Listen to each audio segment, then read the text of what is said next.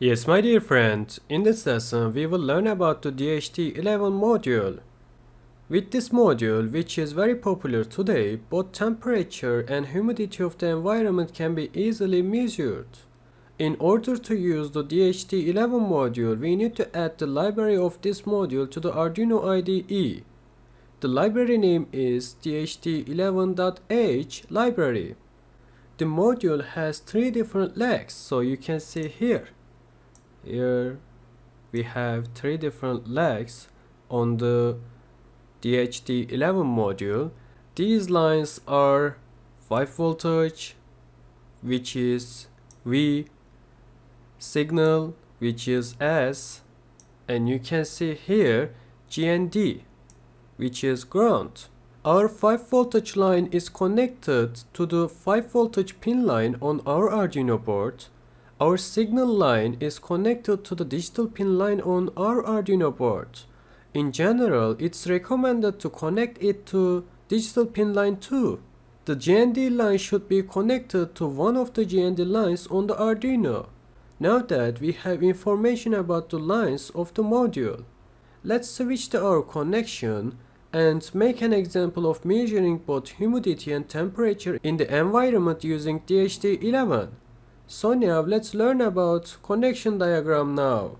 When we examine our connection scheme, we encounter a very easy scheme. We connected the 5 voltage line of our module, so you can see here, to the 5 voltage line on the Arduino.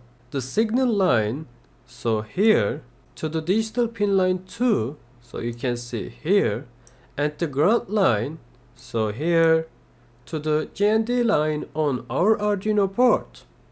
Now that we have made our connection, so now let's create our Arduino codes and learn the use of classes and functions required for the module throughout our codes.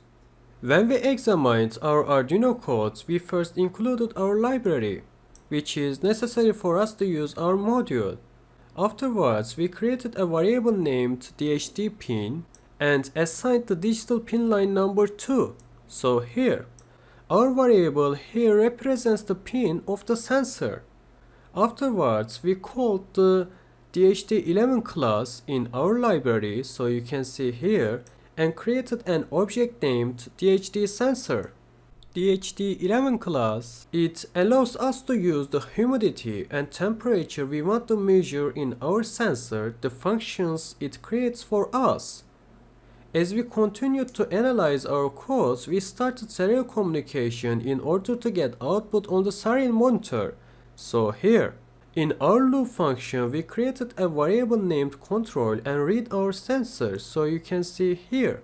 For this, we first called our object, which is DHT sensor, used the read method, so here, and defined the digital pin line to which we connected the sensor in the method. So you can see here. This variable controls whether the sensor reads data or not. Afterwards, we used our printing functions, and firstly we display the humidity rate on the serial monitor. So you can see here. To display the humidity rate, we need to call the humidity method in the class. So you can see here. Its usage is object name dot humidity, and we are done.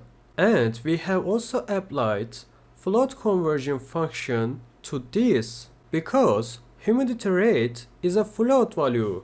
That's why we converted as a float type conversion. So let's continue. And you see, finally we called our output function again to display the temperature and called the temperature method in the class, so you can see here. In the same way, we performed float number type conversion while outputting the degree.